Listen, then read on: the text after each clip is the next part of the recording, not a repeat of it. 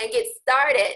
Welcome once again to Quarantine Break. I'm Kiana, founder of Eat Soccer, and I have with me today software engineer Terrell Green. And what we're going to do is we're going to go through the quick Q&A, and then if you have any questions, feel free to type them in the chat box, whether when we're doing our Q&A or shortly thereafter. And so the kind of overarching theme of this session is Street Fighter Baby Do It. And our guest is definitely going to tell us the background as to how Street Fighter led him to doing some really interesting things that are actually out of this world. So the first thing I want to say, thank you so much for joining us today. No problem. Thank you for inviting me. I did not anticipate that I would be doing this today, but I'm very happy to do it for anybody that's interested in hearing about what I've been able to accomplish in my career from places that I never imagined. So I'm definitely happy to be here for anybody that's taking a break, tuning in, and wants to be informed about my story. So let's just kick it off with, what is software engineering, and tell us what sparked your interest in pursuing a career in this field. Okay, so software engineering is it's actually the process of building an application or a suite of applications to accomplish some actual goal, right? So lots of applications are around for people to use, like email, and also even simpler things like your like this app we're using now, Zoom. So software engineering is actually the process of step-by-step building out an application such as this. So some people kind of confuse it with IT, which is information technology, which is actually the process of taking tools like Zoom and actually using those to accomplish business goals. So IT is a little bit different than software engineering, whereas you're using tools that are already built to accomplish some business tasks, like make your marketing department work better, or make your sales department work better. Whereas with software engineering, you're actually building those tools usually from scratch. So yeah, there's a different skill set that's necessary to be successful in both of those fields. So I there's a little overlap. Like I was gonna say that I wouldn't be able to do everything that people in IT do. There are very specific things they do in networking, configuring servers. Some of those things I know how to do. Some of those things I don't know how to do. I don't know how to fix everybody's printer, those kinds of things. So, and then there's another skill set that's different for software engineering. So, usually software engineering involves writing computer code. So, and that's there's a very specific skill set that is required to do that successfully. Oh, go ahead. So what sparked your interest in, kind of what was your journey to actually getting into software engineering? I know that there was a video game involved. Yeah, there was definitely a video game involved. So I actually went to I went to Cal Poly Pomona here in California, and when I was young, I was always interested in science. I didn't have a really strong background in math.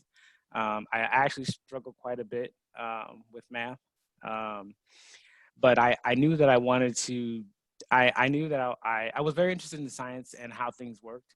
So to me, that seemed to be like an engineering kind of pursuit, and I was always interested in space and science fiction. So I actually wanted to be an astronaut when I was really younger.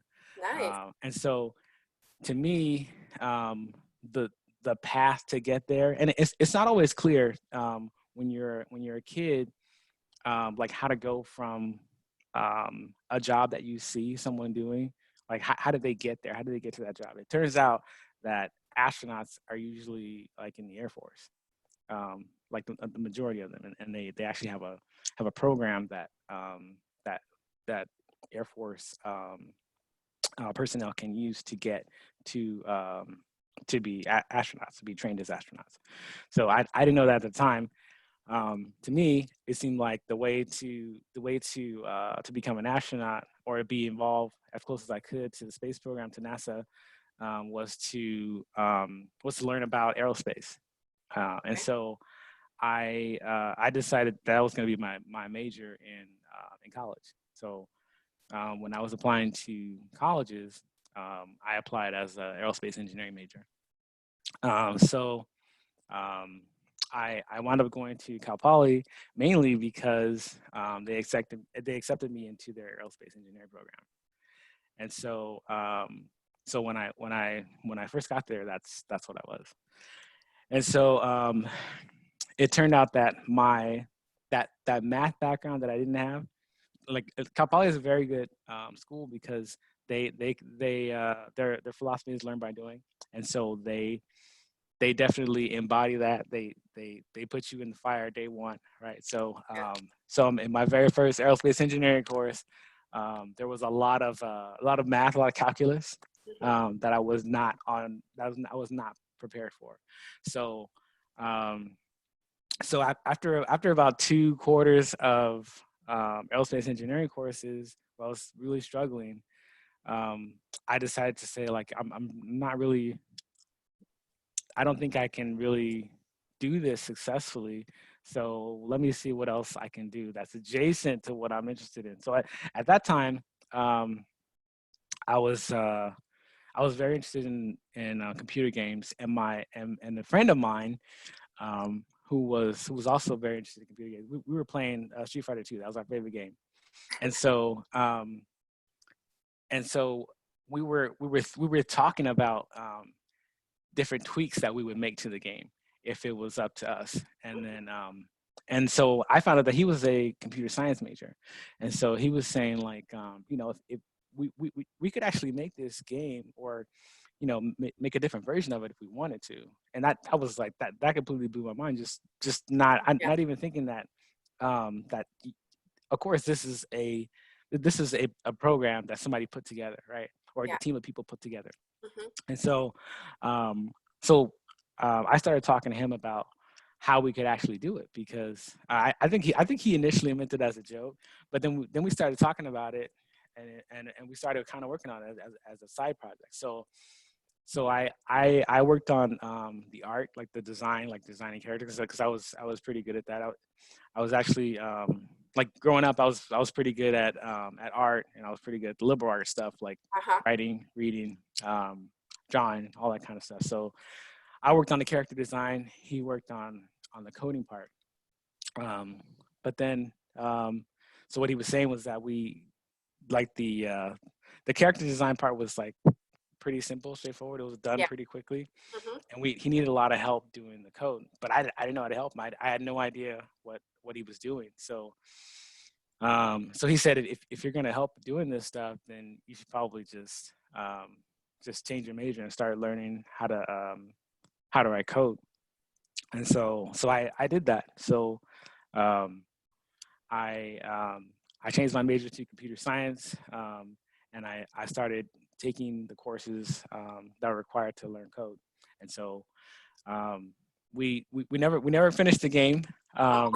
but but I did, like, from that point on I started learning a lot. He we um, that kind of spark kind of changed into learning about all kinds of different things about computers. So prior to that point, I didn't even have a computer. Like Wow. I I um I was just using the computers that were in the computer lab at school, and Uh-huh. my girlfriend, she had a word processor, which is like a green Yeah. screen with it's a typewriter with a green screen attached to it. Is what a Yeah. word processor was at that time. Um, and so and so we started well, I also learned at that time like that you could build your own computer. Wow. And so that was another big passion of mine that got sparked at that time, where it's like, Mhm. what, you could build your own computer? I had never heard about this. Yeah. And so it turns out that you could definitely do that. There were entire fairs that were dedicated to just selling computer parts. Mhm. And so once I started doing that with him and I built my own computer, then my dad got interested in it too. And so he started tagging along with me at the computer fairs, and he started building his own computers too. And then Nice. my brothers too. My brothers got involved with building their own computers too. So it sparked like a whole family interest. Can you describe what your typical day is like at your current company as a software engineer? Okay, so at my current company, um, basically we're building a web application that allows our customer to go in and look at a lot of analytics data like graphs and charts, and it on the front end, that's what allows them to do. Um, and then on the back end, under the covers, we all that information is tied to a bunch of databases that we also maintain and query against. And um, and so my typical day is kind of going through the user requirements, what the user wants um, us to build out, and then the process of software engineering is taking all the stuff that the user, at the end of the day, the user wants a website that does exactly what they want it to do, right? So the process of software engineering is turning um, those user wants, which are known as user stories or user requirements, Hmm. into the finished product. And so what I typically do every day is go through um, our what's known as our backlog. Hmm. It's a bunch of things that are not done yet that the user wants done, Yeah. and we'll pick something from that backlog to work on, Hmm. and then once that's identified, then I'll start working on what does the existing software look like, and how can I incorporate this change into it so that it works the way we want it to work without breaking anything. So that's another big part of it is understanding what's existing already and implementing your solution around it, or enhancing it, expanding it, such that it's easier to work on new things later, and that it works the way the user intends it to work. So yeah, so typically I'll spend probably I'll probably spend maybe 40% of the day writing new code, and then like another 40% doing testing on that, and Okay. then the other 20% is meetings and all that kind of stuff. Um, Now, I know you didn't, fulfill your dream of being an astronaut, but you have worked at NASA's Jet Propulsion Laboratory, Boeing, and Raytheon. Can you share some of the projects that you've worked on and how those have helped to shape the world around us? okay, I did actually. So yeah, getting that NASA badge was like it was kind of like a watershed moment for me. I can imagine.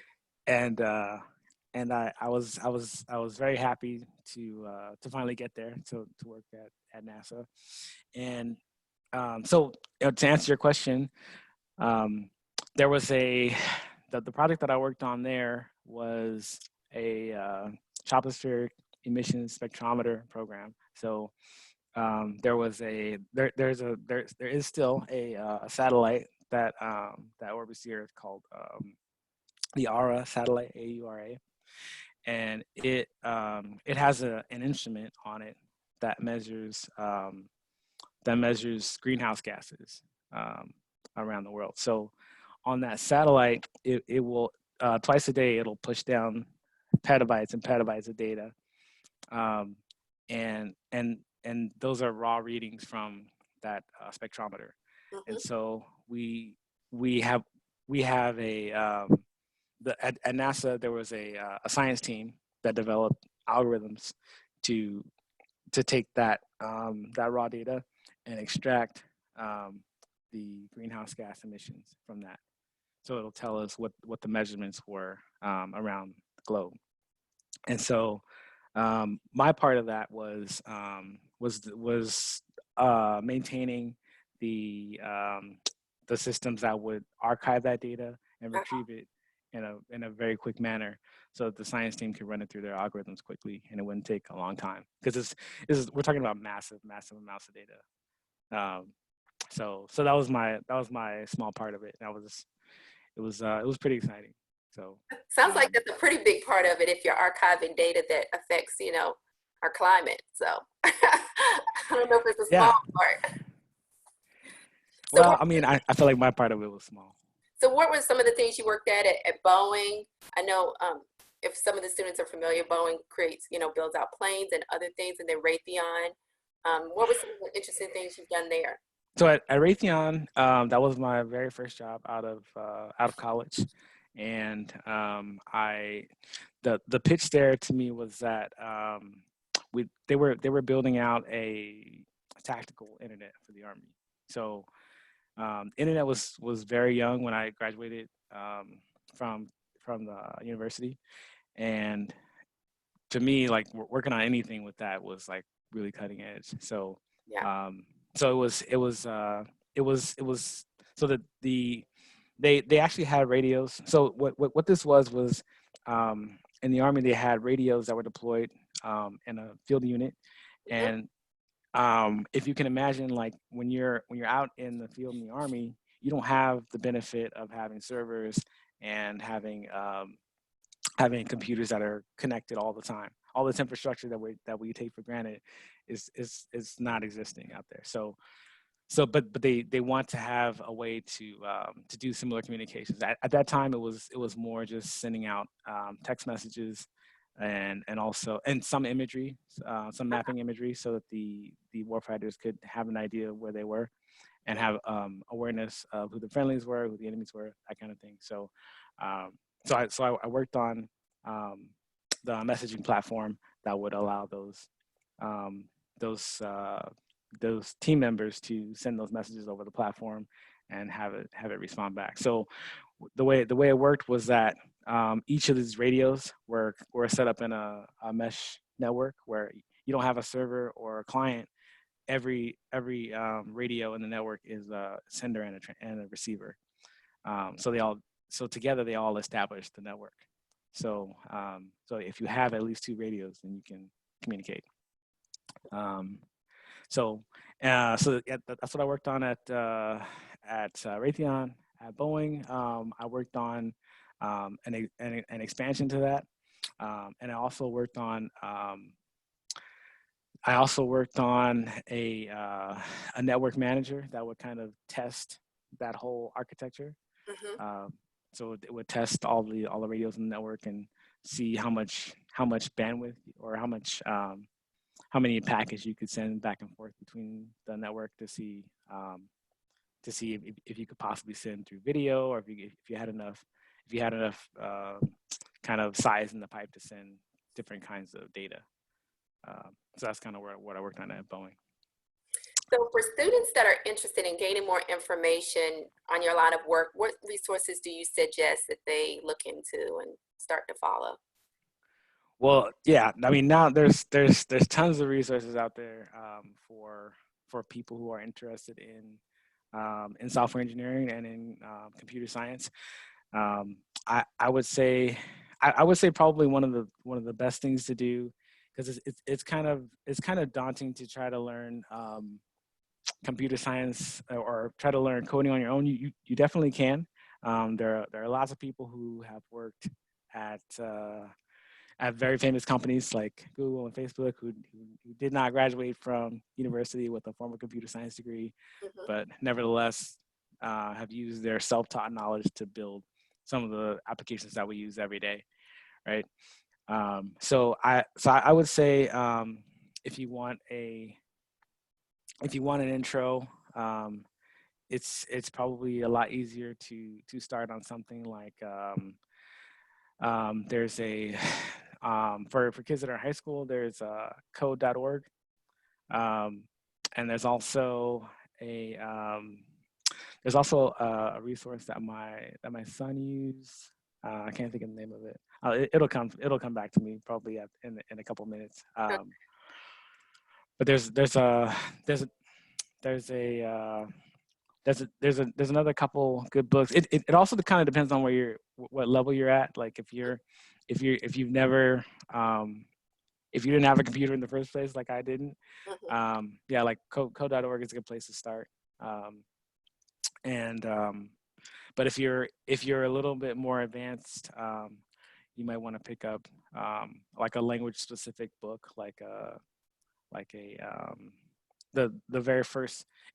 Also, the resources are kind of are language dependent. So there are dozens and dozens of programming languages, but there are definitely some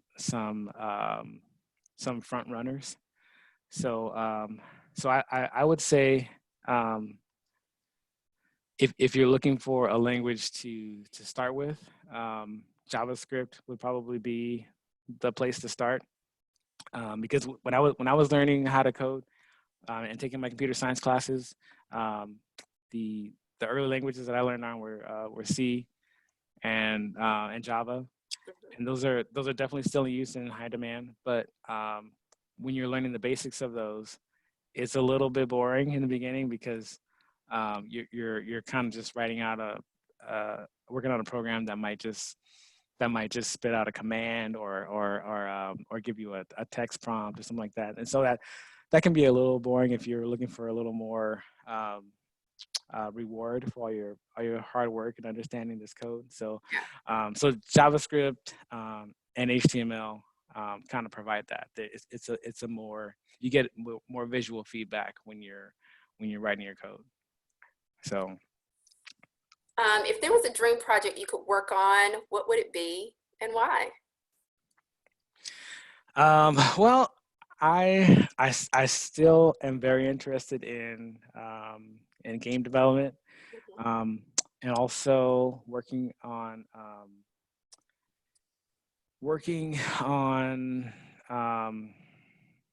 when I was still at Cal Poly, like my dream employer. I'm a huge Star Wars fan, so my one of my dreams was to work on like special effects or kind of immersive game design or ride design kind of stuff. So definitely I would say working on like a project for Disney. LucasArts is now Disney, so that's still a big thing that's on my wish list. It would be amazing to work on something like that. And also I know like a lot of these technologies have been incorporated into things like amusement parks and things like that. So so we're working on something like that would be really amazing. Lastly, what is the best piece of career advice you would give your younger self? Oh, my younger self. That's a good question. I didn't see this one in the list. Okay. I would say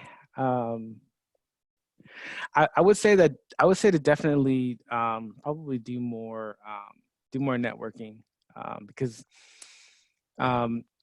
networking is kind of the secret to unlocking more opportunities, right? So as a guy who started out young with a family and without having a lot of extra time and a lot of opportunities to do a lot of extra networking, I think that would be more of a focus to me. But other than that, I would say just kind of relax. Like it's all gonna work out fine. Awesome. Thank you so much for sharing your story with us. And let me just check and see if anyone has any more questions. I want to thank everybody for joining us today for Street Fighter Made Me Do It. with Terrell Green. If you want to join us on Wednesday, we'll be back at it at 10 a.m., 1 p.m., and 4 p.m. Eastern Standard Time. And we're going to be evaluating all the different opportunities there are in the world of sports. We're going to start off with bilingual on-air talent, Juan Arango, who is one of these sports journalists, reporters for Univision. And we're going to talk about, is your goal to scream goal? That we'll follow that up with Scoring Beyond the Arc with former WNBA player, former assistant coach for the Clemson University women's team, and current athletic director, Marla Brumfield Lewis. And then close it out with Sports is a Number Game with Temple professor, Dr. Kunkel. So we hope to see you then. Thank you so much for tuning in. See you next time. Thanks, Terrell. Thank you.